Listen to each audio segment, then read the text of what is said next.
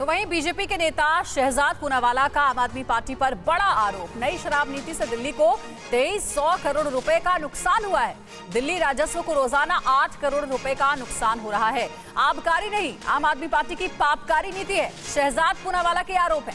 शराब माफियाओं को 144 करोड़ रुपए की छूट दी गई है। साथ ही कमीशन को 2.5% से 12% किया गया। आरटीआई के जरिए आम आदमी पार्टी के भ्रष्टाचार का खुलासा हुआ है। शहजाद पूनावाला बीजेपी नेता के ये बड़े आरोप अरविंद केजरीवाल और आम आदमी पार्टी के खिलाफ।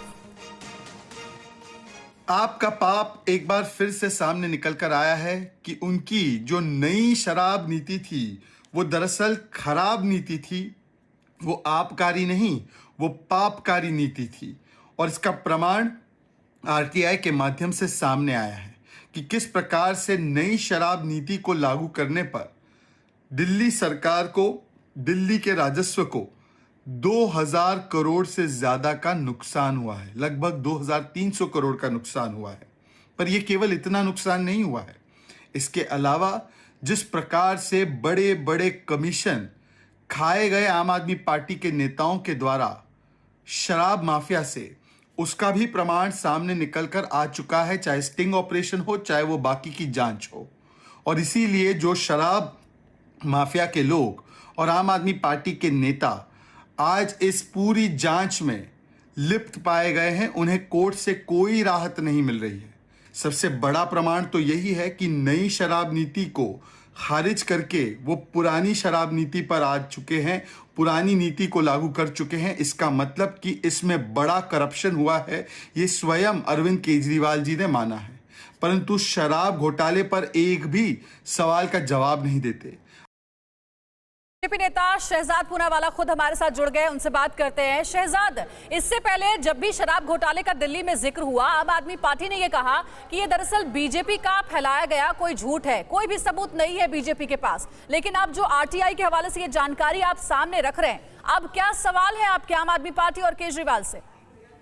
देखिए, अगर इसमें घोटाला नहीं था तो अरविंद केजरीवाल पहली बात पुरानी नीति पर क्यों जाते, नई नीति को स्क्रैप करके। दूसरी बात, आज आरटीआई के माध्यम से साफ हो चुका है कि जब तक ये नई शराब नीति रही, हर रोज दिल्ली वासियों को, दिल्ली के राजस्व को घाटा हो रहा था, क्योंकि शराब माफिया को फायदा पहुंचाने के लिए डील हो चुकी थी। मनीष सिसोदिया की और उनके बिचौलियों की डील हो चुकी थी, और ये तो कोर्ट ने भी स्थापित किया है। अभी तक वो सभी लोग जेल में हैं, उनको किसी को राहत या बेल नहीं मिली है। तो सवाल ये बनता है कि 2300 करोड़ का कम से कम नुकसान हुआ, घूस किस प्रकार से दी गई, इसके 2 स्टिंग ऑपरेशन आ गए हैं, चीफ सेक्रेटरी की रिपोर्ट है, सीबीआई की एफआईआर है, और आज तक कोई राहत कोर्ट से इनको नहीं मिली है। अरविंद केजरीवाल इधर उधर की बातें ना करे, डिफ्लेक्ट ना करे, केवल इतना बताए कि किसने शराब नीति के नाम पर लूटा और वो पैसा पंजाब में खर्च हुआ या नहीं हुआ, और अब ये गुजरात में हो रहा है। लेकिन शहजाद, आप देखिए ना, मनीष सिसोदिया के घर पर जब छापेमारी के लिए टीम गई भी थी, तो इनका तो सीधे तौर पर यह कहना है कि सारे कागजात आपने खंगाल लिए, सब कुछ कर लिया, हमारे खिलाफ आपको एक भी सबूत नहीं मिला। तो अब मानने वाली बात तो है कि वो मानने से रही मनीष सिसोदिया आपके इन आरोपों को। देखिए, अगर कोई सबूत नहीं मिला, एफआईआर अगस्त 17 को हुई है, चीफ सेक्रेटरी की रिपोर्ट तो इससे पहले 1 जुलाई को आई है, जाकर कोर्ट में एफआईआर को क्वॉश करा देते। अगर ये केवल किसी विंडिक्टिव प्रोसेस से हो रहा है तो एफआईआर क्वॉश कराने में अभी तक असमर्थ क्यों रहे? अभी तो अगस्त से लेकर नवंबर आ चुका है ऑलमोस्ट, तो क्यों नहीं करवा पाए? दूसरी बात, विजय नायर और बाकी के माफिया के लोग जेल में हैं, उनको बेल क्यों नहीं दी है कोर्ट ने? कोर्ट तो बोल देती ना ये तो सब फर्जी है, इसमें कोई घोटाला नहीं हुआ। तीसरी बात, यही डिफेंस आपको याद होगा सत्येंद्र जैन के लिए लिया था। 4 महीने हो गए सत्येंद्र जैन जेल में, और अभी तो वीवीआईपी ट्रीटमेंट मिल रहा है उसको।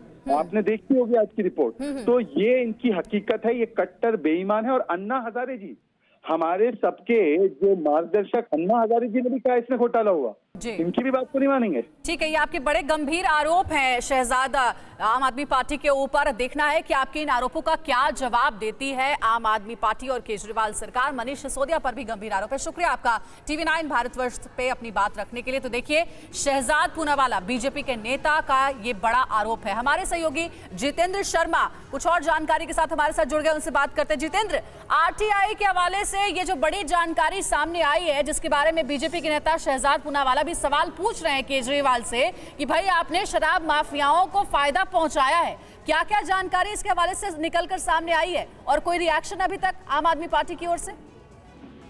जी बिल्कुल, देखिए ये इस आरटीआई के मुताबिक साफ तौर पर ये लिखा हुआ है कि कहीं ना कहीं जो शराब नीति, पुरानी शराब नीति थी, उसके तहत करोड़ों रुपए का नुकसान राजस्व को हुआ। इसके अलावा ये भी पता चला है कि 2500 करोड़ रुपए प्रतिदिन या फिर कहे प्रति महीने भी इसमें नुकसान हुआ है। तो कई बड़ी बातें इस आरटीआई के तहत निकलकर सामने आई है। इस केस की अगर बात करें तो इसमें 15 मनीष सिसोदिया जो कि दिल्ली के उप मुख्यमंत्री है, उनके समेत 15 लोगों को आरोपी बनाया गया था एफआईआर के अंदर, और अब तक 3 लोगों की गिरफ्तारी हो चुकी है। दो जांच एजेंसी पूरे मामले की तफ्तीश कर रही है, केंद्रीय जांच एजेंसी ईडी और इसके अलावा सीबीआई, दोनों ने अपनी अपनी सेपरेट एफआईआर भी दर्ज की हुई है। और इस केस में हाल ही में मनीष सिसोदिया को सीबीआई ने पूछताछ के लिए बुलाया था, घंटों उनसे पूछताछ की गई और अब इस तरीके का जितेंद्र, क्या अब ये जानकारी सामने आने के बाद दोबारा से मनीष सिसोदिया से पूछताछ हो सकती है क्या? जी बिल्कुल, जाहिर सी बात है, इस आरटीआई के सामने आने के बाद एक बार फिर ये कहा जा सकता है कि जो शराब नीति के तमाम आरोपी, चाहे वो मनीष सिसोदिया ही क्यों ना हो, सभी पर एक बार फिर से शिकंजा कस चुका है। एक बार फिर जांच एजेंसी इन तमाम आरोपों को पुख्ता करने के लिए इन सभी आरोपियों से पूछताछ कर सकती है और सबसे पहले मनीष सिसोदिया अब सीबीआई या फिर कहीं ईडी के रडार पर हो सकते हैं। जी ठीक है, नजर बनाए रखिएगा। जितेंद्र, आपका शुक्रिया पूरी जानकारी हम तक पहुंचाने के लिए। देखिए, शराब नीति से लूटा पैसा पंजाब चुनाव में खर्च हुआ है, ये बड़ा आरोप है बीजेपी नेता शहजाद पूनावाला का, और अब सीधे केजरीवाल सरकार से वो शराब घोटाला को लेकर के सवाल पूछ रहे हैं।